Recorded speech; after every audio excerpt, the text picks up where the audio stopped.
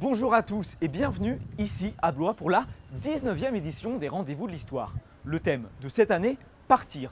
Aussi large que passionnant, il nous offre une multitude de possibilités de traitement. Et pour vous, nous sommes allés à la rencontre de celles et ceux qui sont confrontés au départ. Qu'ils soient subis ou délibérés, bien réels ou parfois rêvés. Alors que le démantèlement de la jungle de Calais a été acté et que les réfugiés vont être répartis dans toute la France, bon nombre d'entre eux vivent déjà loin des grandes agglomérations.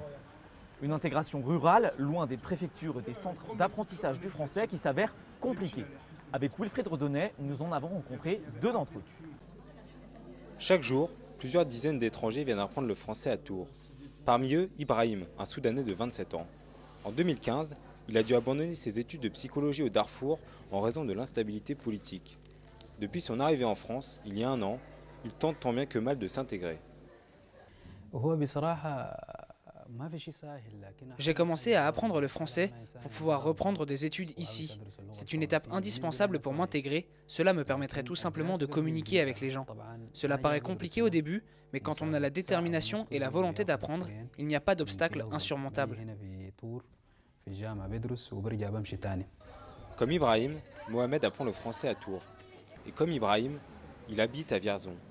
Alors chaque jour, il doit prendre le TER et faire plus de 3 heures de trajet. Lorsqu'on doit faire des procédures, à la préfecture par exemple, il faut aller à Bourges. On est obligé d'enchaîner les allers-retours. Il y a beaucoup de choses qui existent dans les villes et qui manquent à la campagne.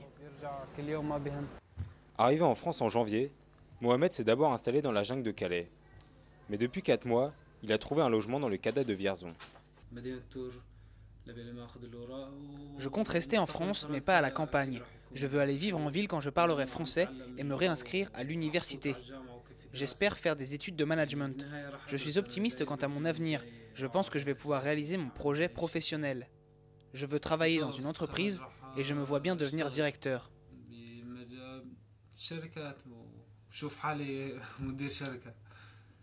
Malgré les difficultés qu'il rencontre, Mohamed garde espoir. Il le sait, il trouvera en France la vie normale qu'il a perdue en Syrie.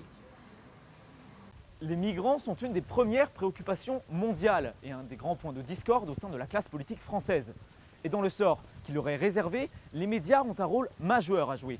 La mise en avant sur la scène médiatique de certains de ces migrants, c'est ce que nous allons tenter d'analyser grâce à Alexis Pomar qui accueille notre invité. Bonjour Isabelle Vera-Masson. Bonjour. Vous êtes directrice de recherche au CNRS, plus précisément au laboratoire de communication politique. Donc tout d'abord, merci d'avoir accepté notre invitation. Historiquement, quels étaient les premiers peuples migrants médiatisés? C'est évidemment les peuples qui viennent des colonies françaises. C'est-à-dire qu'effectivement, la télévision naît dans les années 50, elle se développe avec les guerres de décolonisation, et la question des immigrants, des gens qui vont se placer, ça va être lié à la question de l'Algérie, un petit peu à l'Indochine, mais vous voyez, tous ces questions, même les Français venus des Antilles, ça ne sont pas des immigrés. Pendant la table ronde a été abordé le concept de la figure en fait, du migrant à l'arrivée de ces peuples arabes en France. Dans les années 60, quelle figure ou même quel stéréotype pouvait-il avoir dans les médias, notamment à la télévision? Le patronat, les 30 Glorieuses ont besoin de main-d'œuvre et vont chercher les immigrés pour les faire travailler en France. Donc il y a une organisation de l'immigration et l'image de cette immigration, c'est un homme seul, pauvre, qui vient travailler les OS, qui viennent travailler dans les usines françaises et qui vit dans des foyers Sonacotra, dans beaucoup de misère et de chagrin. Et puis après, 74, le regroupement familial, c'est Valéry Giscard d'Estaing qui autorise les travailleurs immigrés à faire venir leur famille. Et là, on a complètement un autre imaginaire qui est l'immigré devient un père de famille avec les problèmes particuliers que cela pose. Quel a été le rôle des journalistes par rapport face au discours qui a été dénoncé comme anxiogène du Front National? Et malgré le désir de pas mal de journalistes de ne pas exagérer, de ne pas faire d'amalgame, il y a des problèmes avec la religion, il y a des réseaux de drogue qui se montent dans les banlieues, et là, le problème de l'immigration devient la question des banlieues. 1995, l'affaire Calcal, qui est pratiquement la même année ou très peu de temps après l'affaire du voile. Donc l'affaire du voile, l'affaire Calcal, Calcal est un délinquant, un ancien délinquant qui a rencontré Dieu et l'islam, qui va tuer des Français. Et là, les journalistes vont être obligés d'en parler parler du voile, parler de la montée du sentiment religieux, du sentiment de discrimination de ces jeunes qui vont finalement s'engager. Et là, l'immigré qui était une victime devient une menace et la compassion passe à la crainte. Pour s'enrichir culturellement, partir peut être la solution. C'est l'opportunité qui est donnée aux membres de la fondation Darbe Large à Marrakech. Cette semaine, ils sont à Tours avec des lycéens de Vaucanson pour jouer une pièce de théâtre qu'ils ont écrite ensemble malgré la distance. Thibaut Alrévi et Flora Battesti sont allés à leur rencontre. Joie, sourire, bonne humeur. Après 2 heures d'avion, les jeunes Marocains arrivent enfin au lycée Vaucanson de Tours. Ils retrouvent leur correspondant français.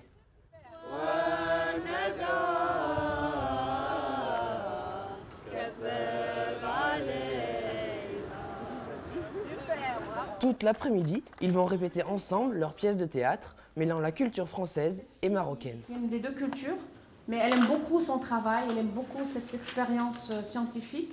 Et pourquoi elle l'aime? Parce que ça la ramène vers ses origines qui sont marocaines. Donc on a voulu penser qu'une pièce peut nous changer le regard vers tout ce qui se passe maintenant, ce qu'on entend. Entre convivialité, entre partage culturel, entre regard entre les deux personnes, entre partir et revenir vers l'être humain en fin de compte, quelle que soit sa langue.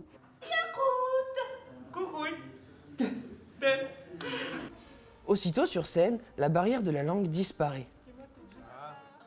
والحفاظ كذلك على البيئة وهذه المسرحية كتمنح لنا وكتخول لنا فرصة باش أننا يعني نتحرروا من عقدة اللغة وكتمنح لنا وسيلة للسفر عبر خشبة المسرح. Les répétitions terminées, Souleyma retrouve sa famille d'accueil. Un échange culturel riche pour son premier voyage en France. Oui. On dit en arabe, ça veut dire quelqu'un qui a fait la tour du monde, qui a beaucoup voyagé, c'est quelqu'un qui est gagnant et qui a de la chance par rapport à quelqu'un qui a vécu longtemps. Une chose est sûre, avec cette expérience, Souleyma est une chanceuse. Partir sans bouger de chez soi, c'est ce que propose la réalité virtuelle.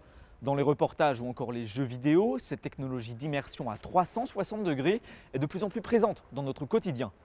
À Saint-Cyr-sur-Loire, une maison de retraite va proposer à ses résidents de la tester pour pouvoir s'extirper sans difficulté d'un quotidien souvent monotone. Un reportage de Robin Watrin et Alexis Pomard. Alors je sais qu'on a l'air ridicule comme ça, mais on est dedans et on peut regarder ce qu'on a envie. Un casque, un smartphone, pas besoin de plus pour s'évader. C'est la réalité virtuelle. En immersion dans une vidéo à 360 degrés, on a l'impression de voyager sans même sortir de chez soi. De quoi vivre des expériences inédites. Je pense à un saut à l'élastique ou un saut en parachute. Moi, ça ne me tente pas, mais j'aimerais bien le vivre quand même à travers ce genre d'outils. J'ai les mêmes sensations, sauf que je suis en parfaite sécurité dans mon bureau, dans mon salon, dans mon jardin, où je veux en fait. Descente à ski, session de kitesurf ou encore balade dans le centre de Tours, Bertrand Billot produit lui-même ses propres vidéos. Il souhaite désormais proposer ses voyages virtuels à des personnes à mobilité réduite. Une maison de retraite à Saint-Cyr-sur-Loire s'est montrée intéressée. En fait, vous êtes au bord de Loire. Oui, moi, je me doute. Vous vous doutez. Vous avez déjà vu le tram à Tours? Ah bah bien sûr, il était sous ma fenêtre. Pour les résidents, cette première expérience est prometteuse. Je pense que ça peut être utile. Rappeler des vieux souvenirs. Aider à rappeler des vieux souvenirs. C'est bien ça, ces trucs-là. Oh, j'adore les voyages, moi. J'adore. Dans cette maison de retraite, l'idée a séduit et les sorties culturelles en réalité virtuelle pourraient devenir une activité régulière. Ça représente une chance si je me mets à leur place parce que nous, on a la possibilité d'aller où on veut finalement au quotidien. On se rend compte qu'eux sont bloqués, soit par leur situation de handicap, soit par leur psychique parce qu'ils n'ont plus envie. Reste désormais à produire de nouveaux contenus pour les personnes âgées, histoire de continuer à s'évader. Il est maintenant temps de passer à notre bonus, présenté par Flora Battesti. Madame B, histoire d'une Nord-Coréenne, retrace le parcours d'une femme vendue par des passeurs à un paysan chinois. Pour faire vivre sa famille basée en Corée du Sud, elle devient trafiquante. Jeudi, lors de sa diffusion en avant-première, nous vous avons demandé de résumer en un mot ce que vous avez pensé de ce documentaire. J'ai trouvé ça un film intéressant, très courageuse. Aussi, on a appris les parcours de ces gens-là pour avoir un statut, n'hésitant pas à se vendre pour pouvoir survivre. On a une assez grande empathie avec la personne. On voit que c'est quelqu'un qui est quand même très dynamique. Un grand malaise pour ces gens qui vivent en Corée du Nord et qui ont un espoir et une idéologie, celle de vivre en Corée du Sud, et que finalement leur rêve n'est pas réalisé du tout. C'est la fin de notre première émission. Merci à vous de l'avoir suivi. Les étudiants de l'EPJT vous donnent rendez-vous demain pour notre second magazine animé par Alice Gobo. Merci et à demain.